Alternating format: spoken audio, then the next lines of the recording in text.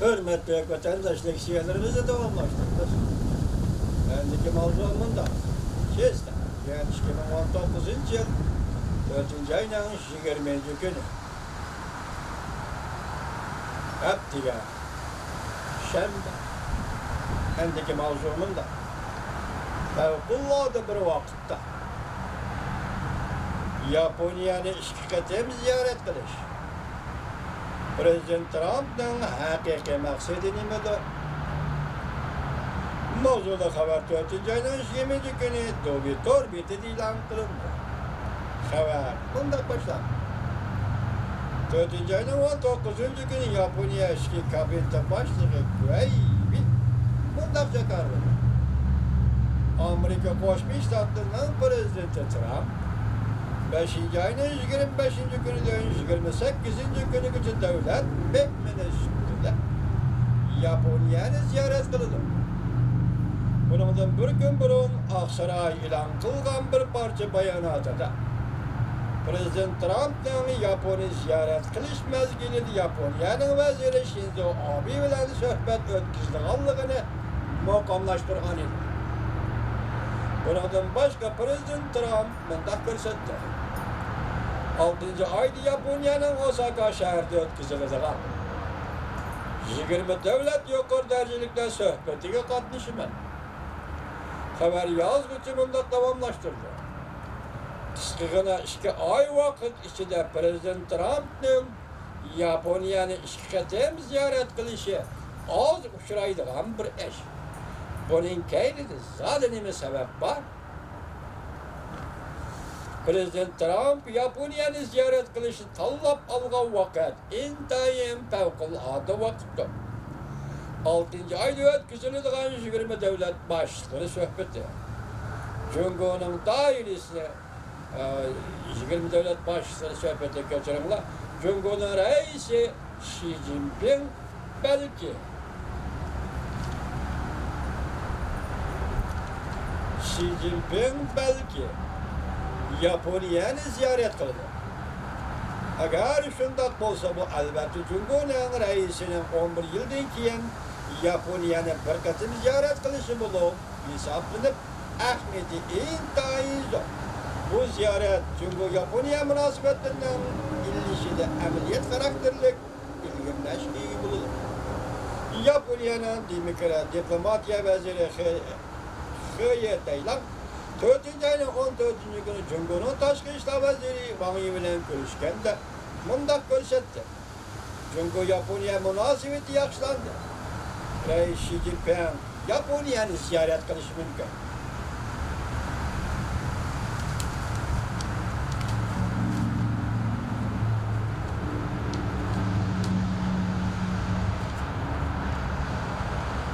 Reis Xi Jinping Japonya'nı ziyaret kıldı kalmış Prezident Trump hem tabi halde takabül duruşka tayarlık kıldı. Şulaşkı Japonya'nı işkiletem ziyaret kılış uğurlaştırış intayin zörü.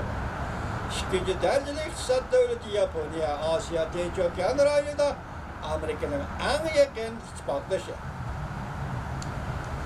2018 yılı Amerika, Japonya sonrasında kızıl rakam 600 getiriyor. 676 milyon dolarga yetti. 4. ayının 16. günü Amerika, Japonya sonrasında söhbetinde Amerika, Japonya'dan import kılınan maşinalara baş koyduğunluğunda teşebbüs kıldı. Bu Japonya'nın iktisat menfaatindeki ziyan salganlık oldu.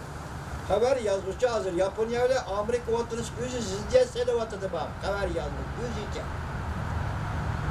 Bundan başka Japonya, Cumhur Kore, erken sonra aynı kuruluşluk güçe başladı. Burayında da umumizde iktisat hemkarlık münasebeti orlatmakçı oldu. 2018 yılı 5. ay 7. katımlık Japonya, Kore, Cumhur rehberleri birleşim bayanat ilan kılıp Cumhur-Japonya, Kore, erken sonra aynı söhbeti büzüş karakterlik terakkiyat etmiştir. Yani Cumhur-Japonya ile münasebetine evvel işinden bozum, köp dönüşmeden değil demekçi. Japonya ile Cumhur RCEP boyunca varhansır ortak menfaat mevcutluğu var. Yaponiya stratejiçilere Amerika Yaponiya ittifaqlaştığının, Yaponiya bexatarliginin yadrosi ekanligi to'g'risidagi o'rtaq turmush herkes o'zgarmaydi. Yaponiya stratejiçilerining nazarida Yaponiya bexatarlik masalasida Amerikaga tayinli.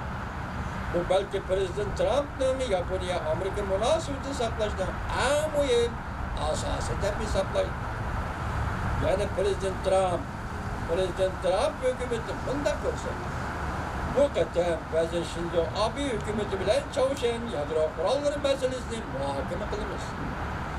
Balki Yaponiyaning Chaushyan yadro qurollari masalasidagi talablarni qanoatlantirish uchun ikki davlat Amerika Yaponiya ikki davlatdan bexatarlik nishonining birdek bo'lishini cho'nqurlashtirdi. Bundan başka Yaponiya Jungo munosabatini illash vaziyati barliq kelgan bo'lsa lekin Yaponiya strategiyachilari Jungoni muhim raqobatchi deb qaraydi. Hatto bexatarlikka tahdid deb qaraydigan faktda o'zgargani yo'q. Jungo ile Yaponiya o'rtasida Senkaku taqim orollari masalasi bor. Tarixiy masala ham Sharq dengiz boyliklari meselesinde ihtilaflar mevcut. Prezident Trump hükümeti belki fırsattan paylanıp Jungo'nun bu meseleleri Japonya'ya bexatar tehdit edip keladiganligini köptürüp Jungo bu meseleleri Japonya bexatar tehdit edip keladi. Şunlaşqa Japonya Amerika ittifaqını saqlashi lazım. Yani asıl doğru bir textacı boğanda nime demeysinken olgan suat bunda. Prezident Trump gayet ciddi fevkalade bir vakti Japonya işkikatın ziyaret kıladigan bo'ldi. Bunun keyin neymiş bana deb sual koydu. Lekin Abdullah'a haber yazıcı haberci bunu hiç bilinmedi. Hazır ben bunu diyemeyim vatandaş. Neymiş kardeşimiz o aldığımızdaki 5. ayının ahırında 101 lira. Şu vakta Amerika Birleşik Devletleri'nin prezidenti Trump bilen Japonya'nın veziri Shinzo Abe o'rtada nimalar to'g'risida suhbatlashishdi. Shunga qarab andim bu safarning shuning uchun jiddiy safar, shuning uchun muhim safar bo'lganligini analiz qila olamiz vatandosh. Bu yerda hozir bu xabar yozilgan Yaponiya Jungo vaziyati ilinib ketdi, yaxshi bo'lib ketdi deyish orqali Amerika Yaponiya munosabatini sustlashtirmoqchi bo'lyapti. Bu bir boshlanish. Bu 5. ayning oxiri yuz bergan ziyorat ekan. 6. ayda 20 davlat yig'ini, 5. ayning oxirida Prezident Trumpning Yaponiyaga 3 kez ziyorat qilishi bu haqiqatan favqulodda bir vaziyatga vaqt to'g'ri kelganda bo'lib hisoblanadi. Biz taxminda balki shu vaqtda ko'rishimiz mumkin. Hurmatli